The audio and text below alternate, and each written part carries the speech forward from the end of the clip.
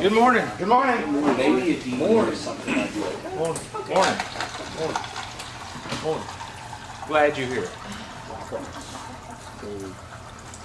On Friday evening, I got home and I just prepared the slides for today's encouragement, what we're going to talk about.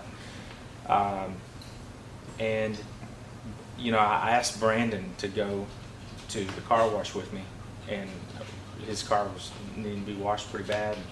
And really, I just wanted to spend time with him, just because I hadn't got to spend a whole lot of time with him. It's just been a busy season, and he didn't want to go, and he was kind of bitching a fit about it, you know, and so I stood there for just a few minutes, and we were talking back and forth, just about like I'm talking right now. And then this may sound like I'm putting the blame on him, I'm not. You know, he was just really kept going on and on about how he didn't want to go. This was ruining his schedule, you know, for the evening and all this. And I had this little window of time, you know, that we could do this. And so finally I just raised my hand and said, "Fine!" and just walked away. And so I kind of lost my cool, you know. And that's what I want to talk to you about today, is I want to talk to you about intent versus impact. Because I had just prepared these slides, and so I know about this, right? And so then I did what I'm encouraging others not to do. Most of the time, I'm pretty good about following this wisdom key that I'm about to share with you, but I definitely lost it. You know, being tired or maybe not feeling great, those kinds of things, they have an effect on how this rolls out. But so today's talk is about communication, intent versus impact. All right, so I have an intent with this communication today. I want to get you some communication, and I want to remove any hindrances from you being able to hear what I'm communicating.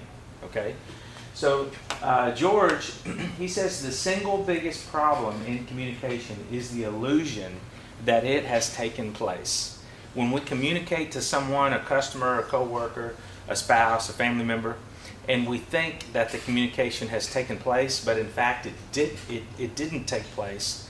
There was an impact that was made, but they didn't hear the intent of the communication. So think about these aviators right here. Think about how important communication is for these guys. This guy, he needs to know exactly where this guy is right here. Otherwise, somebody crashes and burns, you know. So they need to be crystal clear in their communication. The intent of the communication needs to come through, okay? So here I have a Korean 747 air cargo plane. This plane right here didn't make it, all right? It crashed and burned. This is that plane. And this plane crashed all because the subject we're talking about today, bless you. So consider what happened to this 747 here. The pilot, the captain, was frustrated because they were late in taking off. He was irritated. All right? And the report said that this guy, Yoon, was communicating correct information to the tower. The captain, Park, spoke at him in a derogatory fashion, saying, "Make sure you understand what ground control is saying before you speak." Okay? The problem was he didn't say it like that. He didn't say to his co-pilot, "Hey, make sure that you understand what ground control is saying before you speak." He didn't say it like that. He said, "Make sure the ground control." You know, so he said it with irritation, a lot of irritation. And then seconds later, the captain also barked at him and said, "Answer them. They are asking how long the delay will be." So his irritation is just boiling over. He's getting really, really upset. And what happened was is right after they took off, the captain was making a turn, and his instrument that shows the elevation of the plane, his instrument was broken. And so he couldn't tell that they were actually banked like this, and he just thought that they were straight. So he kept on banking. And the co-pilot's instrument was working correctly. So the co-pilot's right here in front of him. He can see that the plane is at an angle, and that the captain is continuing to bank. But he's so put off by the co-pilot now. He is so put off by the captain's communication, the impact of the communication, that he's not even willing to engage the captain as they're all about to lose their lives. Okay? And that's what happened. They all lost their lives. And it was because of a lack of communication. The impact was felt, and the intent, screwed everybody up. So, consider these guys and how important communication is for them. Friendly fire, people have to know where people are at, and hey, have you got my back covered? Yes, I've got your back covered, So they have to have ways of clearly communicating so that the intent is gathered, and impact of the communication doesn't throw everybody off. So consider a few of these factors now that play into our communication and the way we communicate and the way we hear people. So I put this one up. I said, is your communication style built around developing those you lead, or really just caring about the people around you? Or is it around protecting insecurities that you have? Okay, so let me give you an example. Here's one example. If you have some insecurities, okay, and you're focused on yourself, if you're focused on protecting yourself, then you can communicate fear or even shame in your communication style, because you're just trying to protect yourself and make yourself not look bad or this and that, right? And people on the other end of your communication, they're gonna feel the impact of what you're communicating, and they're gonna have a hard time hearing what you're actually saying. I had a customer when I was project manager who loved to communicate with fear. Every time, not every time, but just it felt like. See, he definitely made an impact. It felt like every time he called, he was gonna tell me how bad it was gonna be and how sideways it was gonna go and this and that, how we were gonna lose the account. And so it became very difficult to hear the intent of what he was communicating. I was more impacted by the fear, okay? And that had to do with some sort of insecurity, I'm sure, related to even his place and position with the customer, Maybe he didn't feel secure in that, and so that's why he decided to communicate or add fear to his communication. And so it had a negative impact in the way we were able to communicate and get things done. Pride is another communication killer that will have an impact on people. An example would be an arrogant know-it-all. Maybe somebody knows how to use this clicker better than I do. And maybe they even really do have a certain way that I could use this clicker that would improve my life and the way I use the clicker. But if they come over here and they're projecting that they're a know-it-all and they're arrogant, I'm going to be impacted by that, and I'm going to have a really hard time hearing what they're saying to even improve my life, because I just kind of, you throw up a wall, really, when you get around somebody who thinks they know it all and they're super, super arrogant, right? And so you're just like, can't even hear what they're really saying. So that's an impact. Anger and frustration. That's what I did with Brandon. I got frustrated because I had a little moment there, some time allotted where we could have just went and hung out and washed his car. And I got real frustrated, and then I let that frustration boil over, so I just responded like, forget it, walked away. And then all of a sudden, he's felt by the impact. I've lost my ability to then even be able to communicate to him to say, hey, Brandon, you know, we've not had opportunity to spend time together. In the next week, you know, I'm very busy, so I probably won't have time. We have an opportunity right now. So it's not really about washing the car. It's really about us just hanging out. Would you please just put down whatever you're working on and just come with me? Let's just go hang out a few minutes. You know, but I lost that. I lost that because I had the impact. He knew that Dad was frustrated just by the way I responded. And then I can't recover from that for a while. Okay? So here's a really practical, I mean, this is just crazy simple example, especially when you're trying to teach and train people. Let's say that I'm a master with the hammer. And let's say that somebody has this hammer and they're hitting something with the claw. Okay? If I go over there and I project I'm a know-it-all, okay, then they're going to have a hard time hearing me. But maybe then I project shame on them. I can't believe only dummies use the hammer and hit it with the claw. You know, use the claw to hit stuff. Man, I can't believe you're doing this. And this and that, right? Then that person is going to be impacted by the way that I'm communicating and the shame that's being put on them. And you know what? Next week, when they pick up the hammer, they're probably still going to be hitting it on it with the claw. You know, hitting something with the claw. And then they're certainly not going to want for me to see that they're still making a mistake, because they don't want to be shamed again. You know, because why? Well, I'm getting ahead of myself. So this is a slide I borrowed from one of our other teachings, our wisdom keys we got, which is related to gifting. So this is a whole segment in the gifting stuff, right? But I put this on here because this plays into communication.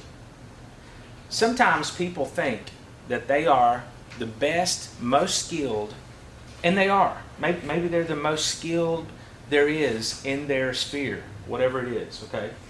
But because they have lacked character or developing character, because, you know, character is good values like integrity, being straight with somebody, you know, fortitude, being calm, cool, and collected. You know, these are things that you know, in the midst of turmoil, you know, these are good character things, right? So, so let me just give you an example here. So think about this captain that was flying the plane. He was a military aviator before, a fighter pilot aviator before he came and worked here. So he's flown fighter jets, and then this is 747, you know, so he's flying this thing around the world. No doubt, he is a gifted aviator. But I don't think he cared too much about the co-pilot that was sitting next to him. Maybe he just thought, hey, I'm God's gift. I don't know. I haven't met the guy. But he was definitely frustrated, right? And he didn't really care about the people around him. He's just a gifted aviator. And so they all flew the plane into the ground. Okay? So these things that I've talked to you about, frustration, anger, shame, fear, insecurities, remember this is from one of our other teachings too, where we talk about emotional development. Someone who's up and down all the time and they're just being moved by their emotions are going to have difficulty in communicating and getting their intent across, because people are just going to be impacted by their highs and their lows. Y'all see this? So lack of EQ, lack of emotional intelligence, is a communication killer. But it's real simple. It's real simple what it comes down to in your communication style. Because just because you're around people who have these issues, you're around people who are going to be frustrated, who are going to try to project shame on you or fear in their communication style, or think that they're a know-it-all. They think they know it all, like that captain, that aviator, right? But the thing is you have to decide to still care about these people. Nobody around you is perfect. And the whole idea of this whole thing here is not so that everybody will be perfect and everybody will have perfect communication. It really comes down to you. Just because people around you communicate to you in such a manner that projects a certain impact, that doesn't give you an excuse to do the same thing. Because we want to care for and lead the people around us, our family members, our co-workers, our customers. Okay, and it all comes down to love. And love, the definition of love. You remember this from 2 weeks ago when we talked about faith, hope, and love. We said love is care. That's care. So what is the opposite of love? Indifference, not caring. Think about that captain of that. We're really picking on him this morning. The captain of the cargo plane. Okay, he could care less about the maybe he did care, but I'm just using this as an example, right? Perhaps he could care less about his co-pilot's development or even his team with him. You know, maybe he thought, I'm just a gifted aviator and that's all I'm really concerned about is me and how the things I get to do, and I don't really care about these people around me. Okay, his communication certainly spoke to that because he was being derogatory to his co-pilot. See that? So what leads to intent and what leads to good communication is the love and the care you have for those around you, despite maybe their lack of good communication. Okay? So the first two questions for you. The first one is do you want to be heard? And certainly you want to be heard. Most people want to be heard when they have something to say. And one thing I would say about that is if you want to be heard, you've got to be willing to listen. Listen is such a big part of communication. And when you're listening, understand if somebody is coming at you with something that's rooted in one of these things like fear, shame, or frustration, or anger, you know, and don't get tripped up on that. You know, it helps me certainly when I can recognize those things and I don't take the bait. Because certainly there was something in Brandon's day that was causing him to communicate the way he was communicating to me. Maybe he was experiencing a lot of pressure related to homework and this and that, and all these other responsibilities. And so he was responding to me in a certain way, but I took the bait and I didn't respond well. The second thing is do you want to develop your communication?